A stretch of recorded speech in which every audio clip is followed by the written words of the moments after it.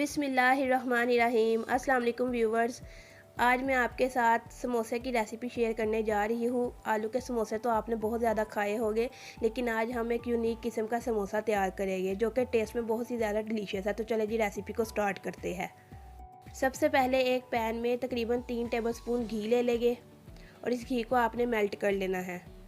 جیسے ہی گھی میلٹ ہو جائے گا اس میں ایڈ کر دیں گے اجوائن، جو کہ ½ ٹی اسپون لی تھی، اور ساتھ ہی ½ ٹی اسپون زیرہ ایڈ کر دیں گے اور اس کو ہلکا سا فرائی کر لیں گے تاکہ اس کی بہت ہی پیاری سی خوشبو آنا سٹارٹ ہو جائے۔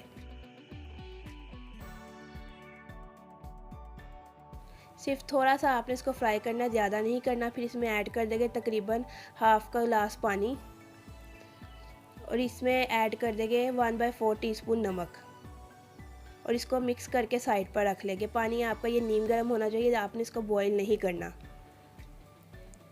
اب ایک باؤل میں ہم تقریباً 2 کپ میدا لیں گے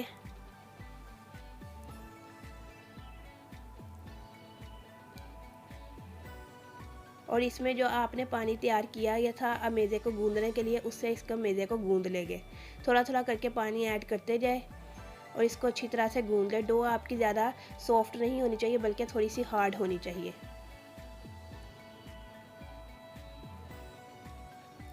اگر آپ کو ریسیپیز پسند آتی ہے تو ویڈیو کو لائک ضرور کیا کریں اور ساتھ ہی اسے شیئر بھی کیا کریں۔ تو چلے جی، ڈو کو ہم نے اچھے سے گوند لیا ہے اور اس کو گوندنے کے بعد آپ نے تقریباً 10-15 منٹ کی ریسٹ دے دینی ہے تاکہ یہ ڈو اچھی طرح سے سیٹ ہو جائے۔ تو اس کو کور کر کے ایک سائڈ پہ رکھ دیں گے۔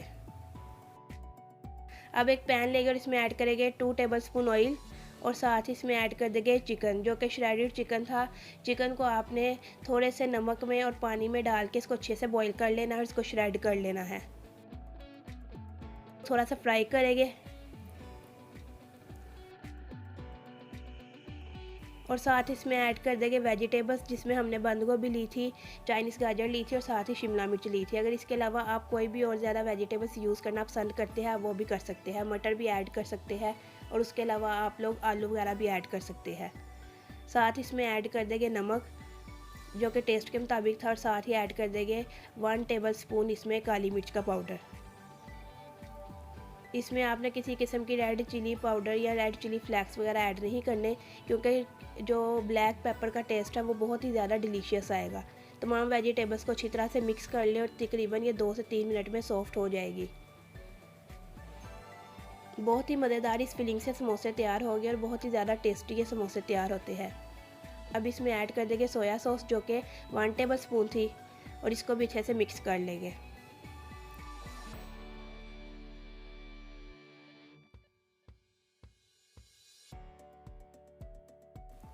اب اس میں ایڈ کر دیں گے بوائل میکرونی، جو کہ ہم نے 1 کپ لی تھی اور اس کو بوائل کر لیا تھا، اور اس کو اچھے طرح سے مکس کر لیں گے۔ کیونکہ ویجیٹیبلز آپ کی سافٹ ہو چکی ہیں اس لیے آپ کو زیادہ کوک کرنے کی ضرورت نہیں پڑے گی۔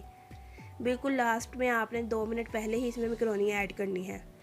تو فلنگ کو تیار کر کے سائڈ پہ رکھ لیں گے۔ اب ڈو لیں گے جو کہ سیٹ ہو چکی ہے اور اس کو 4 پارٹس میں ڈیوائڈ کر لیں گے۔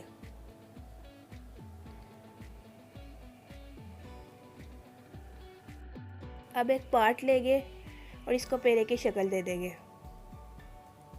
اور اس طرح باقی بھی پیڑے تیار کر کے سائڈ پہ رکھ لیں گے۔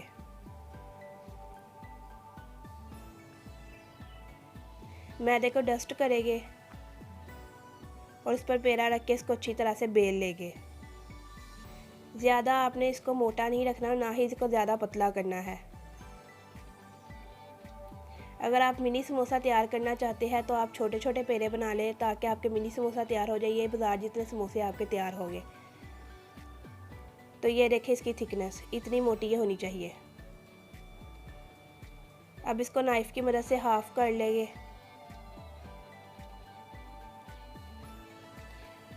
ایک پارٹ لیں گے اور اس کو پانی کی مدد سے اچھی طرح سے اس کو پانی لگا کے اس کو فولڈ کر لیں گے۔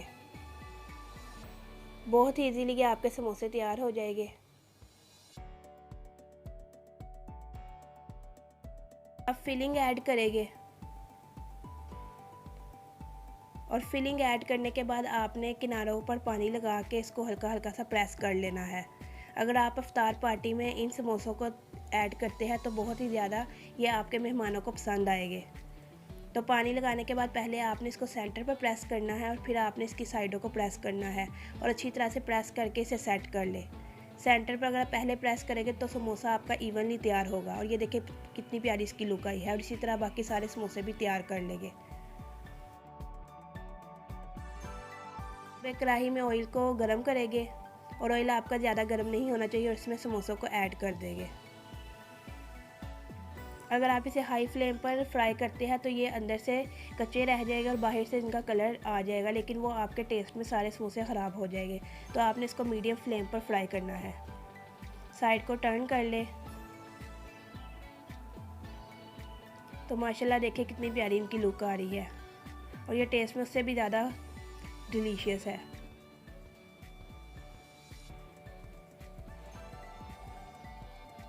فرائی کرنے کے بعد انہیں نکال لیں اور باقی بھی سموسوں کو فرائی کر کے رکھ لیں۔ تو دیکھیں جی ماشاءاللہ کتنی پیاری سموسوں کی لک آئی ہے، اور اس کو لال چٹنی کے ساتھ سرو کیجیے گا۔ لال چٹنی کا لنک آپ کو ڈسکرپشن میں مل جائے گا۔ تو ویورز اگر آپ کو ریسیپی پسند آئے تو ویڈیو کو لائک کیجیے گا، چینل کو سبسکرائب کیجیے گا۔ اللہ حافظ۔